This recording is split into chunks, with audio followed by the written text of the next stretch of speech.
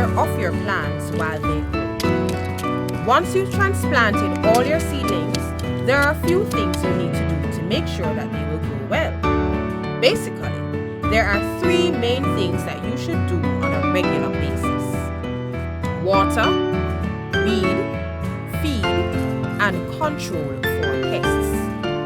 Let's talk about each of these one by one to see what is involved. Watering your garden. One thing you need to know is that watering our backyard garden is one of the most important things in backyard farming. And it can be one of the most expensive things if you don't water it perfectly. Now, a clay soil will hold the water as much as possible, unlike with a sandy soil, which encourage free drainage. However, a loamy soil will enable water to be at the right level of which the plant needs it. Now, when watering the plants, you want to ensure that you don't water it too much or too little, because too much water is as bad as too little. What you will actually find, too much water will cause fungal buildup at the plant roots, which will actually kill it, right? While too little water will suffocate the plant, which will eventually go in a dehydration state and die, right? So you want to ensure that you apply not too much, not too little, but just moderate. And it's recommended that for plants with water at least, when they're younger, you at least twice a day. You water at least twice a day. And at a much older stage, you can at least once per day, right? Now, one thing we have to realize is that water can be as high as possible, especially your water bills. You don't want that to happen to you. You don't want to, when your water bill comes, you start to cry or complain. So in watering, there are some simple measures that we can do in order to reduce the amount of water that we use. One simple one that, especially in Jamaica here, most farmers in the St. Elizabeth, the breadbasket of Jamaica, is actually practicing. So one simple method is that with the mulching. And mulching, in this case, we're using dry grass as our mulch. Now the mulch, especially at the plant root, you want to ensure that the grass is about 2 to 3 inches thick around the plant root. What it will actually do is to reduce the rate of evaporation of water from the soil, right? So it serves as a cover and reduces sunlight from reaching it and prevents evaporation. And one thing about this also, after breaking down, you actually if you remove this crop, you can easily mold it back in your soil, so it acts as a condition for organic material for your organic matter of the soil, right? So let me just show you how we do the mulching. So here we have some dry grass.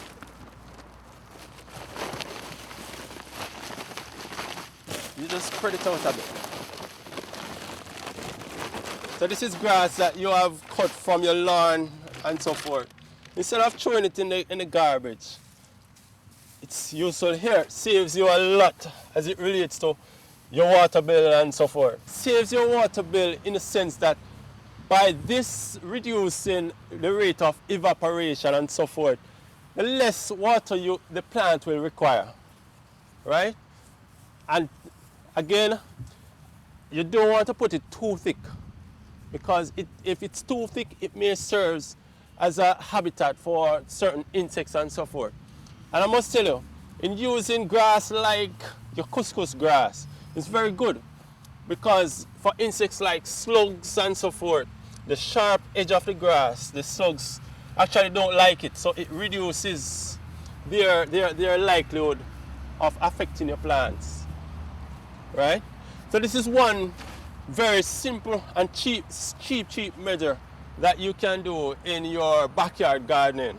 Now I have to show you another one that we have here, which it's just as environmentally friendly, and it's more environmentally friendly than the mulch.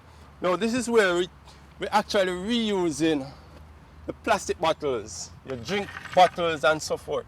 We're reusing it as a measure of applying water to your plants. So instead of throwing away your bottles after drinking your soda and so forth, enjoying it, we just reuse it. So one thing you need to ensure that though, the cover of it, what you can do is use a small nail, a very small 1-inch nail, to actually just pierce a small hole on the top.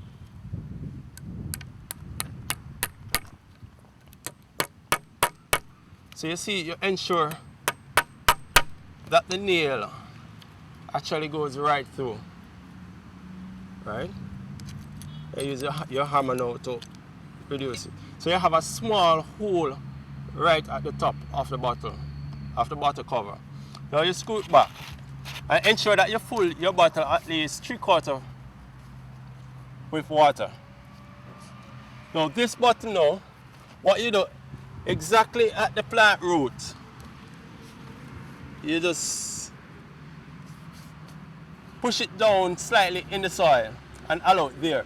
So this water will eventually just trickle down maybe a week or so forth. So you monitor it like every day to see the water level, if it needs refilling and so forth. But this alone will last you up to a week. And you need to ensure that we do all of this for each plant, because each water will release at a particular spot for the plants. There are also different types of material that you can use for mulching. For example, plastic. You have plastic mulch. You have your newspaper can be used as mulch, also separate from the grass. So if you don't have ready access to grass, you can use your newspaper, or there is a plastic mulch. You can use it as mulching, right? But as I said, the grass will be more ideal in the fact that after reaping your crop, you can plow it back into the soil. So it adds back nutrient to the crop, to the soil, right? So this is an ideal system to save you on the amount of water you use. Here we're using 2 meters, one with the mulch, the dry grass, and the other where we're reusing the plastic bottles as a means of irrigation. So what you realize, when removing the mulch, you can see the dampness is still there. And it's what, about 2 o'clock in the day now? And it's still damp. So the mulch actually reduces that evaporation process and helps to conserve water at the plant root where the plant needs it most.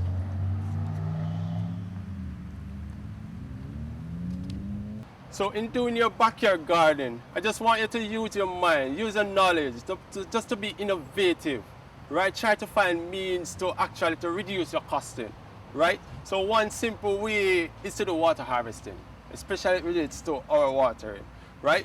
What we need to ensure, or one thing that we can do, is to harvest the water that runs off our roofs, right? Through using a black tank. If you don't have a black tank, you can use an old barrel or so forth, right? Just anything that is able to capture the water, right? So in this case now we have a black tank here.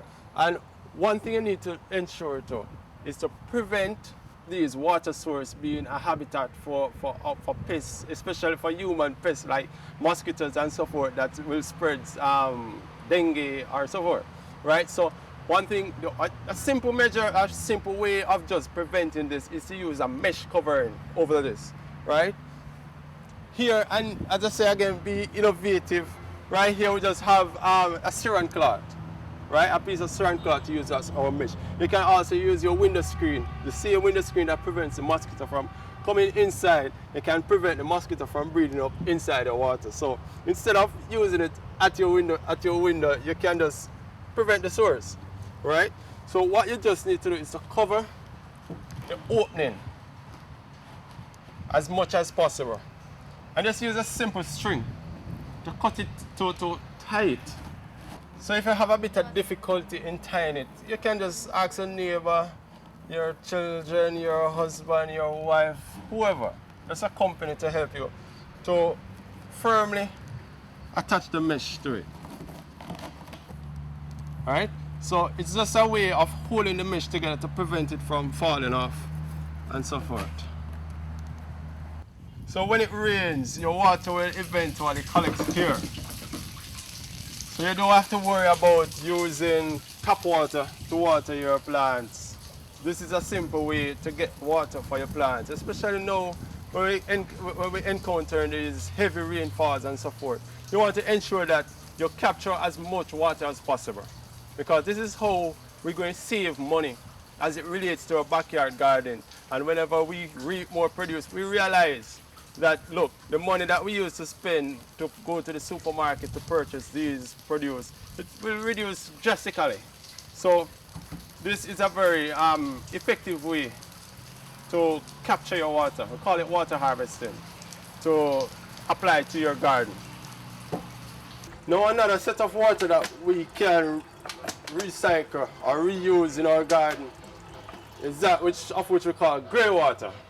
So those householders or you yourself, in washing your dishes and so forth, once you don't use too much soap or you don't use any bleach or so forth, that same water can help in your irrigation, your watering of your plants. You want to ensure that your water doesn't have too much soap or any bleach in it. Once it doesn't have that too much soap or any bleach, it's perfect for watering your garden. So you capture your water as much as possible. Those that you use to wash, and especially the water that you use to rinse, you capture it as much as possible to reuse in your garden. So don't just allow it to go down the drain. So, right? Because you want to minimize as much as possible. So here we use this water in our irrigation of the crops. Now in applying this water to your garden, don't throw the water over the plants, because the water itself will throw it, the force will actually break the plant, or it will hit off any sort of flowering and so forth. And one thing you need to realize that the water is mainly important to the plant root. That's where the plants use a lot of its water. So just ensure that you use just a little by little at the roots. Remember, not too much and not too little. And for baby plants like these, you want to water at least twice a day. One in the morning and in the afternoon. Now this is a plant that is suffering from too little water. You realize it's a bit droopy, it looks shameish, right? It's look dehydrated.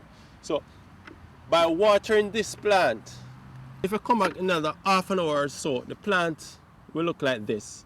So so what I say, too little water will dehydrate the plant and will cause it to die. But too much water will cause fungal growth. I went to Denby recently and I was enthused by a catchment system where they would catch water, right? They would catch a lot of surface water. Up here, one of the hindrances in farming is it gets very dry. When it's dry, everything die around you. So I decided that I ain't going to plant nothing that die. And we get a lot of rain when it rains. When I went to Denby, I saw where they were able to catch water and use a sort of membrane and contain the water. And a friend came here and said, when water is running down here from off the road, it's like a river. So he said, why don't you have an underground tank? I said, I can't build an underground tank. But this membrane that they have, if I dig this hole a huge hole, I can get some water there and then I pump it to some storage. I can collect water from there. So I try to put in a water system. If you notice, there are some tanks up there. And you notice there are drums all over. My irrigation system is sort of just developing. But I intend to put in an irrigation system. It's a joy, you know. And the house, it comes into it. It has about 3 big roofs. And the 3 roofs, it full that 800-gallon drum in no time. And I wonder if we don't have to go back to underground tanks. Because if I had an underground tank here, I would not use water commission water. And I'll tell you why. Right now I don't drink water commission water. I boil the rainwater. And since I started all the farming, I say, hey, I'm not going to buy no spring water, no water commission. I boil my water. So you see what I'm saying to you? I just drink boiled rain water.